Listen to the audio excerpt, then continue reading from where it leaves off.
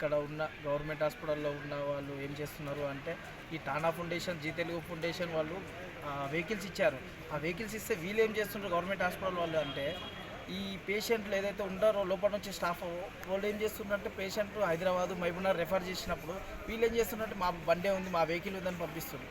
ఓళ్ళ vehicle ఏం చేస్తున్నారు అంటే ఆ వెహికల్కే పోవాలి, ఖచ్చితంగా అదే వెహికల్కే పోవాలి. అదే వెహికల్ ఏం చేస్తుంటారు 2500 నుంచి 3000 రూపాయలు తీసుకుంటుంటారు మహబూబ్నగర్ పోనీకి. అది ప్రైవేట్ వాళ్ళకి అసలు ఛాయిస్ ఇస్తుండేరు.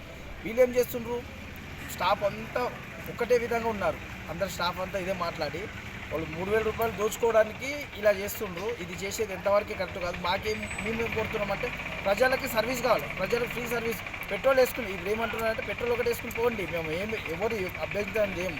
వీళ్ళు పెట్రోల్ వేసుకున్నట్ల 2500 దోచుకునేది ఏమాత్రం కరెక్ట్ కాదని మేము చెప్తున్నాము. దాని మీద కలెక్టర్ గారు ఏమన్నా స్పందించి యాక్షన్ తీసుకోవాలని కోరుతున్నాము. ఈరోజు నారాయణపేట జిల్లా కేంద్రంలో ప్రభుత్వ ఆసుపత్రుల్లో తారా ఫౌండేషను, అదేవిధంగా జీ తెలుగు ఫౌండేషన్ వాళ్ళు అక్కడ కరోనా పరిస్థితుల్లో ప్రజలకు ఇబ్బంది కలగకుండా అంబులెన్స్ సౌకర్యాన్ని ఏర్పాటు చేయడం జరిగింది. అట్లా ఏర్పాటు చేస్తే అక్కడ ఉన్నటువంటి స్టాఫు నారాయణపేట గవర్నమెంట్ హాస్పిటల్ సిబ్బంది ఆ 2 అంబులెన్స్లకు సంబంధించి డ్రైవర్లను కేటాయించి వాళ్ళకు పేషెంట్లతోన ఫ్రీగా మేము సర్వీస్ చేస్తామని చెప్పినటువంటి పరిస్థితి ఉంది.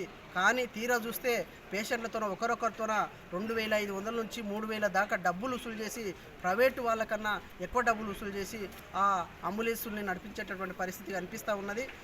కాబట్టి అదే కాకుండా ప్రైవేట్ అంబులెన్స్ వాళ్ళు కూడా ఈ నారాయణపేట జిల్లా కేంద్రంలో ఒక 10-15 మంది అంబులెన్సులు ఉన్నాయి. ఆ అంబులెన్స్ వాళ్ళని ఎవ్వరు కూడా అక్కడ రానియకుండా వీళ్ళు ప్రభుత్వ హాస్పిటల్ సిబ్బంది కానీ అక్కడ ఉన్నటువంటి అధికారులు కానీ ఆ తారా ఫౌండేషన్ కావచ్చు లేదా జీ తెలుగు వాళ్ళను ఫౌండేషన్ వాళ్ళని ఆ బండ్లను వాడుకొని వాళ్ళు విచ్చలవిడిగా డబ్బులు వసూలు చేయడం అనేది ఏదైతే ఉందో అది వెంటనే ఆపివేయాలని చెప్పి ఈ ప్రైవేట్ అంబులెన్స్ వాళ్ళకు కూడా అవకాశం కల్పించాలని చెప్పి వాళ్ళకు కూడా పేషెంట్లను తొలకపోవడానికి వీలు కల్పించాలని చెప్పి మేము కోరుతా ఉన్నాం. దాంట్లో భాగంగానే ఈరోజు నారాయణపేట జిల్లా కేంద్రంలో కలెక్టర్ గారికి మెమోరాండం ఇవ్వడం, డబ్బులు వసూలు చేయడం అనేది ఏదైతే ఉందో అది వెంటనే ఆపివేయాలని చెప్పి ఈ ప్రైవేట్ అంబులెన్స్ వాళ్ళకు కూడా అవకాశం కల్పించాలని చెప్పి వాళ్ళకు కూడా పేషెంట్లను తొలకపోవడానికి వీలు కల్పించాలని చెప్పి మేము కోరుతా ఉన్నాం. దాంట్లో భాగంగానే ఈరోజు నారాయణపేట జిల్లా కేంద్రంలో కలెక్టర్ గారికి మెమోరాండం ఇవ్వడం జరిగిందని వెంటనే స్పందిస్తూ ఆయన ఈ దానిపైన నేను ఆలోచన చేస్తానని చెప్పి కూడా హామీ ఇవ్వడం జరిగింది.